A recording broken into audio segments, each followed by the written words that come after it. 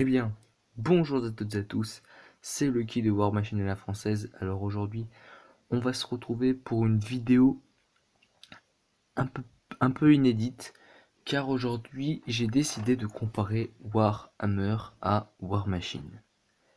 Alors, pour commencer, War Machine, comme vous le savez, est développé par Private Press, tandis que Warhammer, lui, par Games Workshop. Alors j'ai décidé de vous faire un léger descriptif, très bref, sur les deux jeux.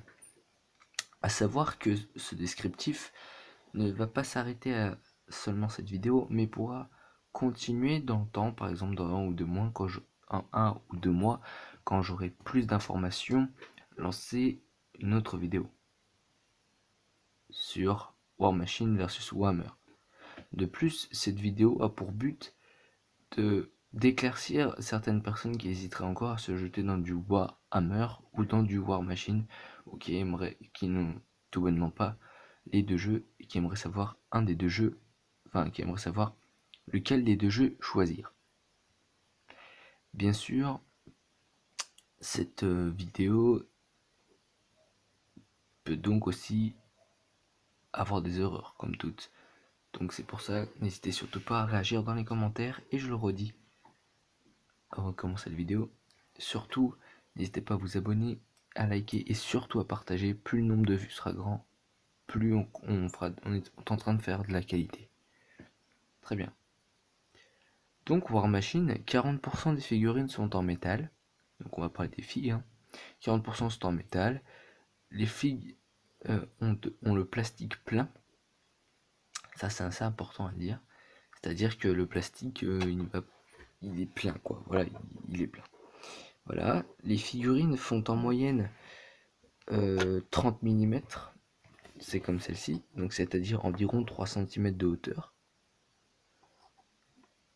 Aussi, il y a du 40 mm, donc environ 4 cm de hauteur, et du 50 mm entre guillemets max, car le vrai max c'est 12 ou 15 cm de hauteur, mais il ne se trouve que très rarement, et pour la maudite somme de 120 € pour une figurine de 15 cm chez War Machine, ce qui fait quand même un peu gros. Le type de jeu de War Machine est escarmouche, c'est-à-dire très peu de figurines, donc un jeu assez rapide. Dans l'univers de Games Workshop, donc de Warhammer, nous avons bien sûr Warhammer 40 000 et Warhammer Battle. Dans cette première partie, je vais décider de vous parler de Warhammer.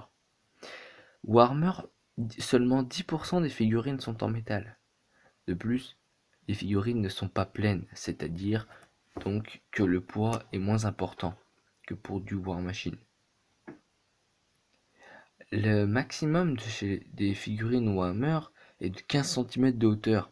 Et d'ailleurs, l'air de rien, le 15 cm de hauteur est est assez fréquent. Le type de jeu de Warhammer est plutôt de type escarmouche, très rarement, mais surtout grosse bataille. Mais j'insiste, on peut faire de l'escarmouche. Maintenant parlons du prix. Peinture et objets de modélisme sont au même prix que pour War Machine. C'est-à-dire, ceci dépend de vous. En revanche, pour ce qui est du stuff, je le trouve aussi équivaut. Car pour ce qui est War Machine, vous aurez besoin du livret de règles, des dés, de marqueurs, de ci, de ça, de là, enfin voilà. Pour ce qui est du stuff de Warhammer, vous aurez besoin des codex, c'est-à-dire un livre de la faction, où dedans vous aurez toutes les cartes de caractéristiques, pour parler by War Machine, de votre faction, et bien sûr encore avec dessus toutes les améliorations possibles. Et on reparlera tout à l'heure des améliorations possibles, ou du moins peut-être dans un prochain épisode. Donc vous aurez donc besoin des dés et de codex. Bien sûr, je n'ai pas parlé du ruban, enfin du pseudo ruban. Tout bonnement car je le pense acquis. Voilà. Donc pour War Machine, des figurines de 30 mm sont équivaut à 50 euros, ce qui, ce qui est quand même relativement cher à mon goût. Car pour Warhammer, 20 figurines sont 30 euros, sont au prix de 30 euros. Bien sûr, tout dépend de ce que vous allez prendre.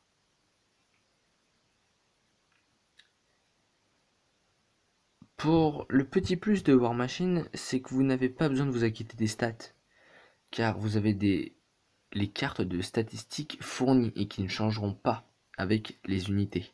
Autrement dit, vous n'aurez pas besoin de vous renseigner si telle ou telle stat a changé. En revanche, avec Warhammer, c'est un jeu vivant, je l'appellerai comme ça. Un jeu donc vivant. Car les codex sont réhabilités au fur et à mesure. V8, enfin, ils ont commencé par V1, actuellement ils en sont à V8, et au mois de juillet 2015, ils vont sortir la V9 qui va s'appeler l'âge de Sigmar, que j'attends d'ailleurs, pour voir si je me lance dans du Warhammer. Et d'attendre aussi d'aller voir, de demander conseil entre guillemets à des personnes, voir ce qu'ils en pensent. Donc voilà. Donc le jeu est vivant, ce qui voudrait dire en gros que les codex, il faudra vous les racheter. Enfin, pas tout le temps, parce que rien ne vous empêche de dire je reste à la V8, bien que la V12 on va dire soit sortie, je reste à la V8. Point barre. Mais vous faites comme vous voulez. Bien. Ensuite parlons du réalisme du jeu. Pour moi, le jeu Warhammer est beaucoup plus réaliste, car comme je vous le disais tout à l'heure, déjà les figurines se comptent en points, figurine par figurine, et non pas par lot comparé à Warhammer, mais comparé à War Machine, pardon. De plus, dans Warhammer, une figurine basique, par exemple avec une hache et autres, donc un personnage basique, va valoir de base 6 points, admettons. Mais rien ne vous empêchera de lui mettre une épée, je vais dire n'importe quoi, hein. Une épée avec des pouvoirs de feu, plus des bottes magiques qui vont lui permettre de se déplacer plus vite. Bien sûr, attention, tout cela inscrit dans les limites du codex, qui va donc faire, par exemple, monter, je dis n'importe quoi, à 35 points la figurine. La figurine. Pas l'unité, la figurine. Tandis que dans du War Machine, c'est trop compliqué. Enfin, c'est trop. Pardon, oubliez le tout, c'est trop compliqué. C'est moins réaliste, pardon. Puisque c'est telle unité, telle stat, point barre. Ce que je trouve un peu dommage. Un peu. Beaucoup dommage. Pour revenir à ce qui est compliqué, disons que je trouve Warhammer quand même. Que je trouve que Warhammer a des règles un peu plus complexes que War Machine. Mais je trouve quand même que Warhammer, comparé à War Machine, a une histoire beaucoup plus prenante, beaucoup plus réfléchie de plus. Bien que la V8 est tout saccagé, mais beaucoup plus réfléchie. Et aussi, comment plus... il y a aussi plus de factions. Donc plus de choix possibles. Ce qui marque beaucoup les avantages de Warhammer, pour moi. Des avantages de War Machine, je dirais que les renseignements, pardon, que vous devrez chercher pour les factions, sont 90% quand même, l'air de rien, en anglais. Or, pour Warhammer, quand on sait où chercher, tout est en français. Et les blogs sont beaucoup plus précis, à mon goût. Ensuite, pour ce qui est de Warhammer est sorti il y a 30 ans. Donc c'est quand même un jeu qui a 30 ans d'histoire. Je sais pas si vous voyez, ça fait quand même beaucoup. War Machine pardon, est sorti, je vais pas y arriver, hein.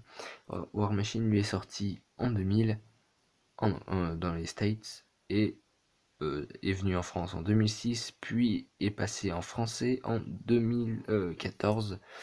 Donc il y a, pour vous dire, très peu de temps car en ce moment nous sommes en 2015 au moment où je tourne cette vidéo. Donc voilà. Donc pour moi je dirais un prix plus faible pour Warhammer, des figurines plus jolies, un univers plus réaliste j'aurais dit pour Warhammer, mais un gros défaut, à mon goût, c'est que les figurines sont moins lourdes et donc peuvent peut-être se casser plus facilement, je ne sais pas, je n'en ai pas eu. C'est pour ça que je vous proposerai un unboxing sur notre chaîne War Machine à la française, donc restez bien aux aguets de notre chaîne.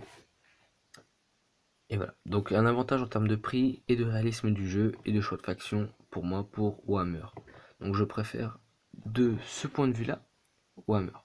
Après en termes de jeu, je ne sais pas, je n'y ai pas encore joué, je n'ai pas encore eu la chance de tester le jeu comparé à War Machine, mais je dois vous l'avouer, War Machine c'est extrêmement simple, extrêmement simple à jouer.